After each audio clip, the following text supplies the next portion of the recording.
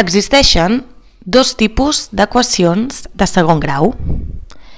El primer tipus són aquelles equacions que estan incompletes i el segon tipus, aquelles que són completes.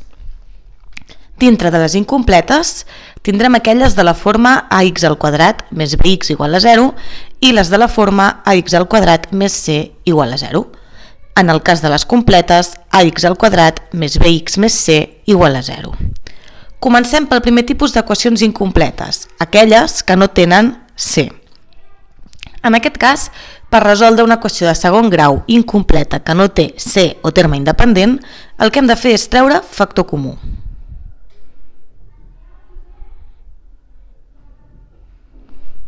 En aquest cas, el factor comú dels dos termes de ax al quadrat i de bx és la x. Imaginem, per tant, que tenim aquesta equació, 6x al quadrat més 2x igual a 0. El terme que comparteixen, és a dir, el factor comú, és la x. Traiem la x i ens quedarà que x per parèntesi 6x més 2 és igual a 0. I tots sabem que una multiplicació, un producte que dona 0, vol dir que qualsevol dels dos termes val 0, un, l'altre o els dos. Per tant, la primera solució d'aquest sistema és x igual a 0. O bé, igualem el que hi ha dintre del parèntesi a 0, 6x més 2, i aïllem la x. En aquest cas, la segona solució d'aquesta equació serà menys 2 entre 6, que és menys 1/3.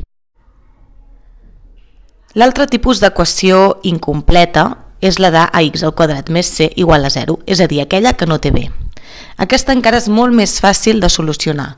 Només hem d'aïllar el terme independent i deixar la x al quadrat tota sola a una banda de l'equació i després aplicar l'arrel quadrada. Per exemple, en aquest cas, 5x al quadrat menys 25 és igual a 0, passem el 25 a l'altra banda, que ens queda positiu, passem el 5 dividint i ens queda que x al quadrat és igual a 5. I que, per tant, la solució d'aquesta equació és x igual a arrel de 5. Que recordeu que tenim dues solucions, més arrel de 5 i menys arrel de 5.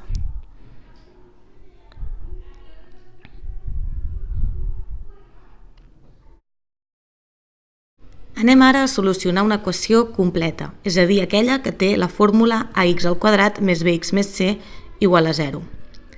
En aquestes circumstàncies caldrà sempre utilitzar la fórmula de les equacions de segon grau.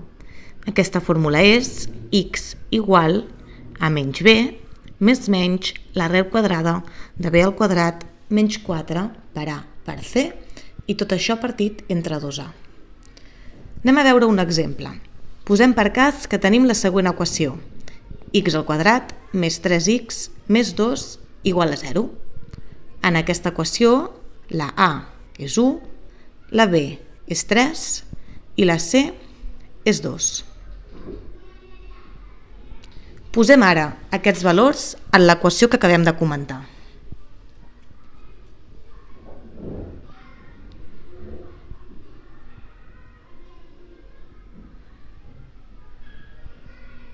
X serà igual a menys 3 més menys l'arrel quadrada de 3 al quadrat menys 4 per 1 per 2 i tot això entre 2 per 1.